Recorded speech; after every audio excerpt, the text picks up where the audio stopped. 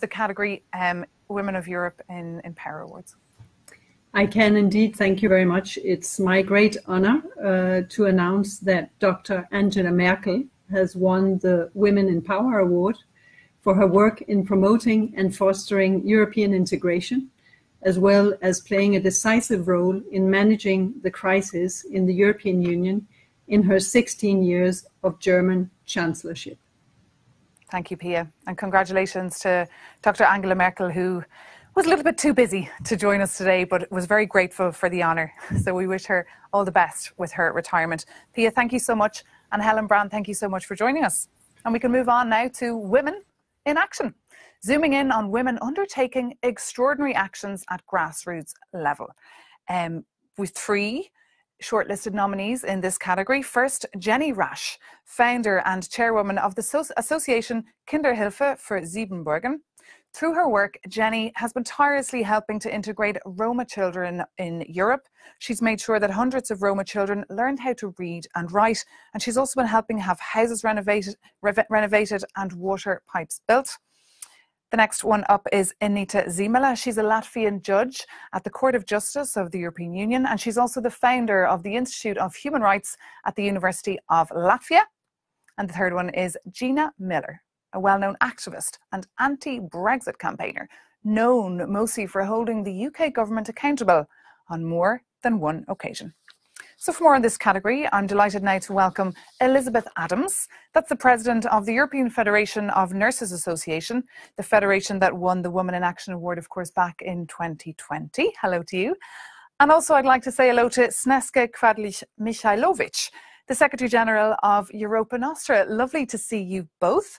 Elizabeth, I'd like to start with you. Can you just tell us more about this category, about women in action?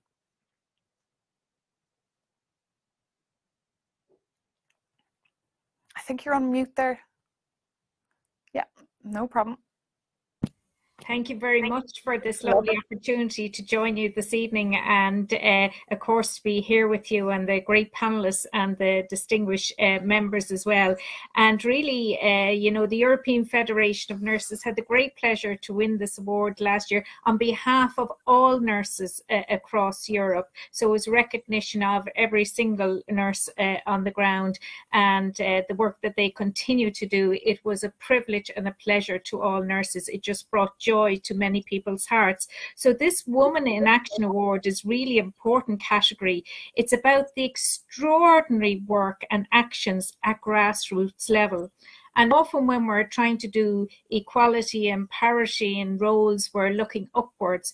But the absolutely fundamental work that is done at the grassroots is really so important because it makes the difference and it changes the world. And unless we have extraordinary people like our 3 shortlisted individuals here, if we hadn't these people changing the ground, there would be a very slow uptake in relation to making a change for the future. And I'm sure my fellow panelist and judge Snežka would agree with me that it was extraordinarily difficult to choose in this category because each of the 3 were quite incredible in relation to not only protecting the most marginalized, but also protecting human rights, which only extends to the whole of society. So this is a really important category and delighted to be here with you. Elizabeth, you mentioned there Snežka, your fellow jury member. So Snežka, let's hear from you then. What were you looking for in this category exactly? Thank you, and greetings from Brussels. I'm delighted to speak about the nominated wonderful women for this category, especially because I'm also an activist. I have been for the last 30 years an activist for cultural heritage and culture in Europe. And so I'm particularly keen on celebrating the role of so many women of all generations and all backgrounds, fighting, working on the ground for promoting European values. Because that's something that I think is at the heart of the European project. It is the very wide range of our values And we need so many organizations and so many people and so many women to cherish them and to fight for them, because as we all know, our values are also very much threatened in today's world due to so many emergencies, from the climate emergency to the democracy emergency. And so it's very interesting that the three nominators, all three nominators in these categories, are in fact extraordinary women who are fighting for and defending human rights, rights of minorities, rights of Romas, and also the one who has been fighting and continues to fight for European values in United Kingdom. Absolutely, Sneska. And Elizabeth, I'm just curious to know, because of course I remember speaking to you this time last year. It feels like we just clicked our fingers and here we are again a year later. How are your nurses doing now? How is their morale as Europe now is in the thick of the fourth wave with new variants spreading like wildfire? How are they doing? Well, it's incredibly difficult, and I think I articulated that last year as well. You know, it's very tough times, and it just is absolutely relentless. But typical of many women, and we're predominantly women in nursing. We have some men, but predominantly women that really, you know, they're so committed, compassionate. They keep their facing forward and just trying to care for patients all the time. So they're quite incredible individuals, but there's no doubt that they are exhausted and burnt out. But I can absolutely assure you their commitment to ensuring that everybody is cared for appropriately and compassionately is relentless. Okay. Thank you so much. Well, Elizabeth, I would like to invite you now to please announce the winner of this category, Woman in Action. Well, it's my absolute privilege and pleasure. It was so difficult to choose, I know, the panel in relation to this, but Jenny Rasche has won the Woman in Action Award for her efforts in opposing the exclusion and stigmatization of Roma families, in particular children, by founding and chairing an incredible association, Kinderver for Siebenbergen. And Jenny, to you and your team, congratulations. Congratulations. Thank you very much. God, I have my We're giving you a virtual hug from Brussels. Congratulations on the award. How do you feel accepting this? I'm so emotional, and I tried to say good what I want to say. When I was a little girl, I often asked my mother, Mom, what can anyone do to make the world a better place? What can be done to prevent children from starving? Mom, what can I do? And then she always looked at me so lovely and taught me about some people who were driving to improve things simply because of their human greatness. People who haven't thought of themselves and whether helping could be a disadvantage to them. They explained me what humanity means and how every human has deep wisdom that every little change in our actions can mean the world for another person. It's up to us what we make of it.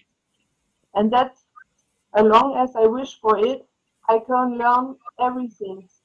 I knew how lucky I was growing up in peace, having access to the education while she held me in her arms and gave me the protection that a little girl needs in order to dream of a better world.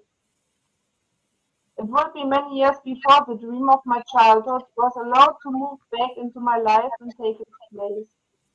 When the moment came, it was almost as if it never left, because maybe it never ever left. It was only slowly getting a feel for the size of the world and its problems. The longing to change something made room for fear that can arise with such a project. The words of that woman who watched over my dreams were the ones who saw me on my way to a distant country to do exactly what my heart told me to do. She never spoke a word of doubt. Did I have doubt? Oh yes, I did. And it would be a lie. It would be lies to say I didn't cry. The direct confrontation with the suffering that the imbalances of this world have brought upon people was almost unbearable. I knew a lot from television, but without the remote control in my hand, the reality intensified the experience. How exclusion and racism really feel like, and how ugly death can be if there has never been a real chance for the respective soul. And, and I got to know them, the strong women, women who are not known, who changed my way of thinking.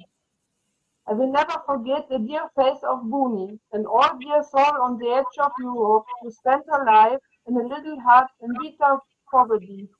She never cried, she never complained, and she saved so many children from the orphanage that only she knows how many they really were. My eyes saw how young girls managed to get their degree despite all difficulties in their life. Beside the pride of knowledge, I saw the power of perseverance in their eyes. Nobody saw them crying. And I was allowed to accompany women who have overpaced themselves, women who dared to venture into the future despite a difficult task, women who, unaware of their rights, stood up for themselves and were able to change society. When rural villages were built before my eyes in the first time, I was overwhelmed by the positive energy that seemed to float like a charm inside the future residency. I came here today to receive a major Woman in Action award, a great honor after many years of activity, what seems to be another world and yet lies in the middle of Europe. The actions never have been possible without my team. The news about the award was a huge surprise for us. The reward to me is being able to stand here this year for all active women in Europe, every single one on her own way. It fills my heart with great joy to see how this energy makes Europe a better place for children. And just guessing how many tests are still ahead of us, knowing that we don't need to wait a single minute to start tackling it, as my sister always said. Should give us the bravery to dream of a Europe where all people have the same chances. A Europe in which little girls like I was are allowed to be active, to follow exactly the way their heart tells them to. For this award, I would like to thank my entire team and all women I was able to learn from. For me, it's a great incentive to keep fighting where the streets have no names, and the deep hope that one of our students maybe one day will stay here. Thank you very, very much. Thank you very much, Jani Rasche there, founder and chairwoman of the Association of Kinderhilfe for Siebenberg. And thank you to you, and also thank you to your team who, of course, behind the scenes are doing amazing things, changing the world around you. So thank you so much for that beautiful acceptance speech. And we'll definitely chop up little bits of it as well and put it out on social media for those who didn't catch it all. Thank you so much, Jenny, for that. And congratulations. Now we can move on to the Women in Business category. And for this, we have as well 3 shortlisted nominees. This zooms in on those women that are advancing European integration with entrepreneurial spirit. First up, a woman you've all heard of, I'm sure, Dr. Özlem Türeci, the physician, lecturer and entrepreneur, one of the faces of the BioNTech anti-COVID vaccine. Also shortlisted is Anne Negre, lawyer on behalf of University Women of Europe, known for advancing equality in France, and she even helped get more women on boards of companies in not just France, but all over Europe. And Tijen Onaran, a CEO and founder of Global Digital Women, who according to Manager magazine is one of the 100 top most influential women in the German economy, and she's also one of the few LinkedIn influencers worldwide. So for more on this category, I'd like to bring in now Ash